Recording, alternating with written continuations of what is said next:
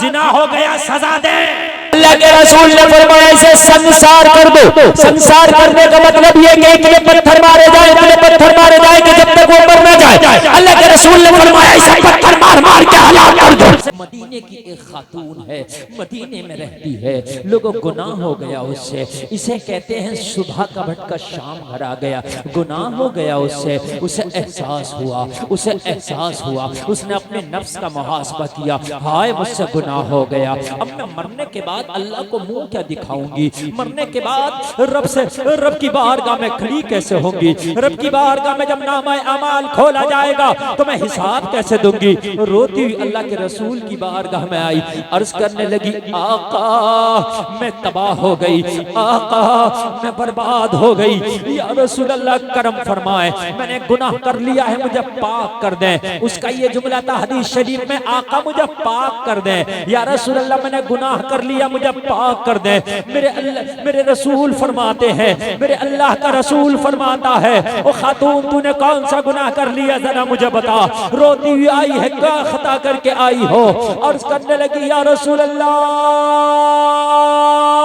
میرا قدم بھٹک گیا، میں نفس کے بہکاوے میں آ گئی، یا رسول اللہ میرے نفس نے مجھے تباہ کر ڈالا، یا رسول اللہ میں شیطان کے بہکاوے میں آ گئی۔ اللہ کے رسول نے فرمایا خاتون اپنی خطا تو بتا، تیرا گناہ کیا ہے، گناہ تو بتا۔ عرض کرنے لگی آقا مجھ سے زنا ہو گیا۔ میں آنے والوں سنو، اسے کہتے ہیں ایمان۔ اللہ کے رسول کی بارگاہ میں عورت کری آقا زنا ہو گیا سزا دیں۔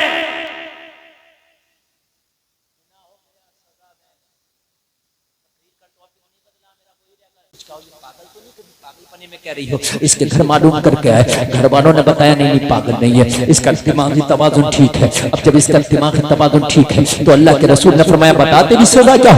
اس کی آقا سزا جو بھی ہو مجھے سزا منظور ہے، لیکن قیامت کی سزا سے بچ جاؤں۔ اللہ کے رسول نے فرمایا اسے سنسار کر دو۔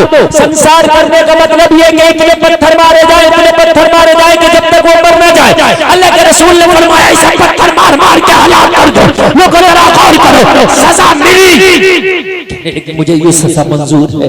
آقا میں اس سزا سے بھاگوں گی نہیں، آقا اس سزا سے میں پیٹ نہیں پھیروں گی، آقا اس سزا سے میں منہ نہیں بولوں گی، مجھے یہ سزا منظور ہے میرے آقا، مجھے پتھر مار مار کے ہلاک کر دیا جائے۔ یا رسول اللہ یہ سزا مجھے منظور ہے، لیکن یا رسول اللہ اگر اجازت ہو تو ایک بات کہنا چاہتی ہوں۔ میرے نبی نے فرمایا کہو، کیا بات کہنا چاہتی ہوں؟ اور کہنے لگی یا رسول اللہ زنا میں نے کیا ہے، خطا میری ہے، زنا میں نے کیا ہے، گناہ میرا ہے، زنا میں نے کیا ہے، غلطی میری ہے، لیکن آقا میرے پیٹ میں زنا سے ایک بچہ ہے، میں مر جاؤں گی تو وہ بھی ہلاک ہو جائے گا، اس کی کیا خطا ہے؟ میرے نبی نے فرمایا اب آیا نا واقعی تیرے بچے کی کوئی خطا نہیں، زنا تو نے کیا ہے، جو تیرے پیٹ میں بچہ ہے نا اس کی تو کوئی خطا نہیں ہے نا۔ اللہ کے رسول نے فرمایا جا تیری سزا کو ہم نے ڈیلے کر دیا، ڈیلے سمجھتے ہیں لیٹ کر دیا، جب تک تیرے بچے کی پیدائش نہیں ہو جاتی، جب تک تیرے اوپر سزا کو روک دیا گیا، جب بچہ پیدا ہو جائے تب آنا، تب جو سزا دی جائے گی۔ چلیے اسلام کتنا پاک مذہب ہے، کتنا پیارا مذہب ہے۔ اسلام ایک اصلاح دوسرے کو نہیں دیتا، جس نے گناہ کیا اسی کو سزا دیتا ہے۔ اسلام ایک اصلاح دوسرے کو نہیں دیتا، نہیں مذہب اسلام بڑا پیارا مذہب ہے۔ کہا اس بچے کو سزا نہیں دی جائے گی، اس کی کیا خطا، جا چلی جا، جب بچہ پیدا نہ ہو جائے، اب جب تک نہ آنا، اور لوگوں ذرا غور کرو، چلی گئی، جانے کے بعد اس کو سزا بھی پتا چل گئی، آنے سے پہلے پتہ نہیں تھا سزا کیا ہوگی، لیکن اب پتا چل گیا۔ کچھ لوگ کہہ رہے تھے ابھی سے سزا کا پتا چلے گا، یہ کبھی نہیں جائے گی نبی کی بارگاہ میں، اس لیے کہ مرنے کے لیے کون جائے گا، اسے سزا کا پتا نہیں تھا تو چلی گئی، ابھی سے پتا چل گیا سزا ہے پتھر مار کے جان سے مار دینا، اب نہیں جائے گی۔ لیکن لوگوں جن کے دلوں میں ایمان ہوتا ہے وہ نہ سزا سے ڈرتے ہیں نہ وہ توبہ سے پیچھے ہٹتے ہیں۔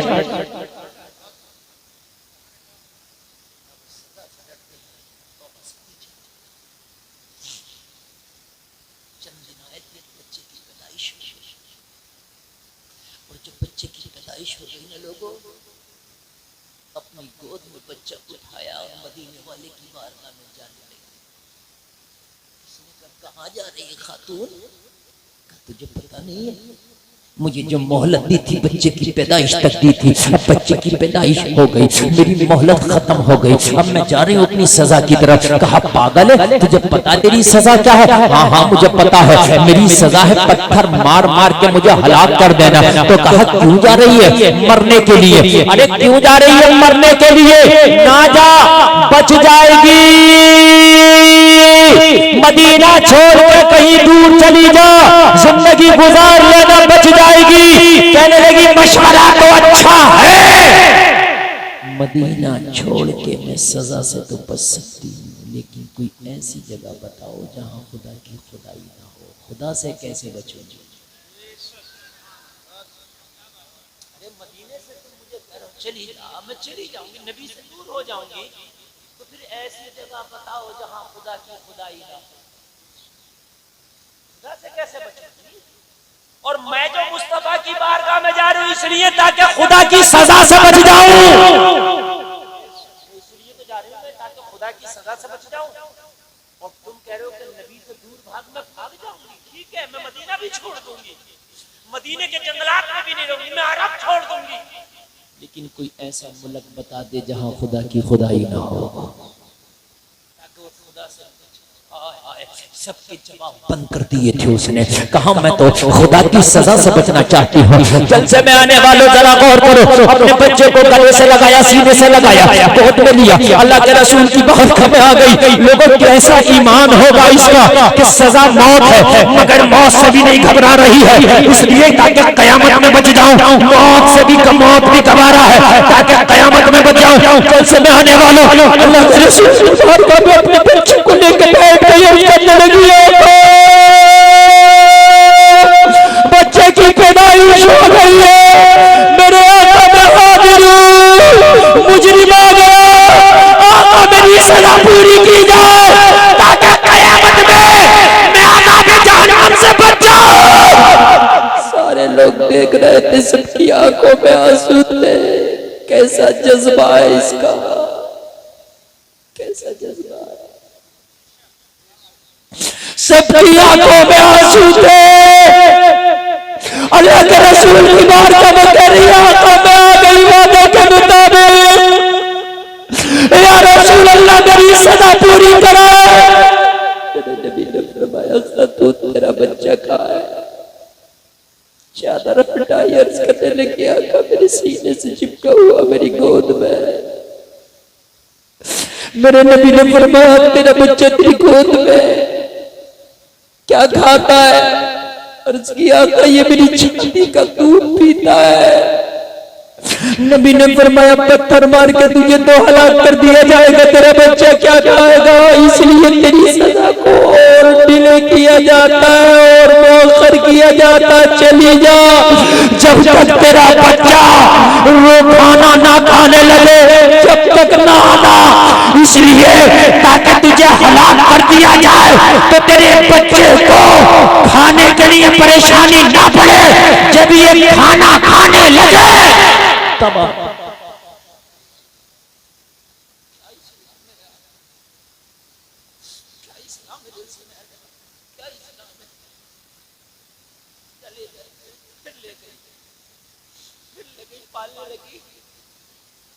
جو 2 سال کی 2 سال کی مدت ہوتی ہے نہ دودھ پلانے کی، وہ مدت مکمل کی.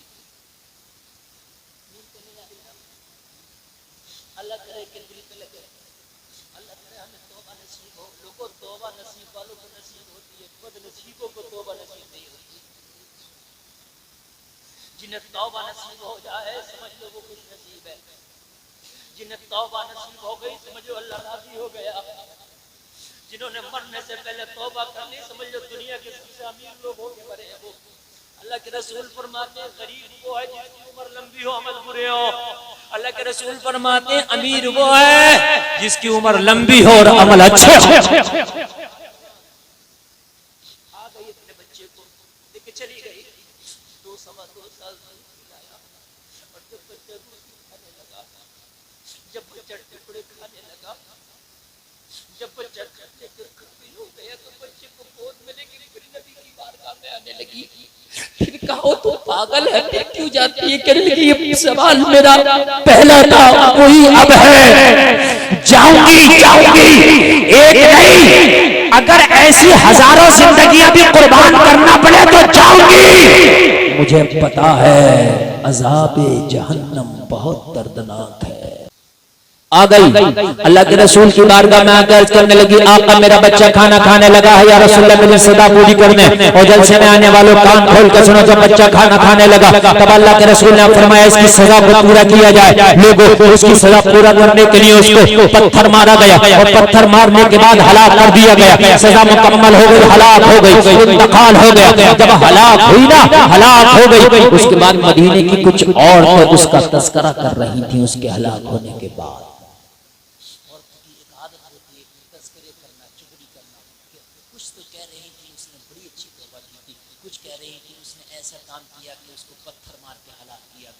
اللہ کے رسول نے یہ بات عورتوں کی سن لی، جلال میں آ گئے، چہرہ سرخ ہو گیا. اللہ کے رسول نے فرمایا خبردار اس اللہ کی نیک بندی پہ اگر لان تان کیا، ارے تمہیں پتہ نہیں ہے اس نے اتنی سچی توبہ کی تھی، اگر اس کی توبہ پوری دنیا میں پھیلا دی جائے تو پوری دنیا والوں کے لیے اس کی اکیلی کی توبہ کافی ہو جائے.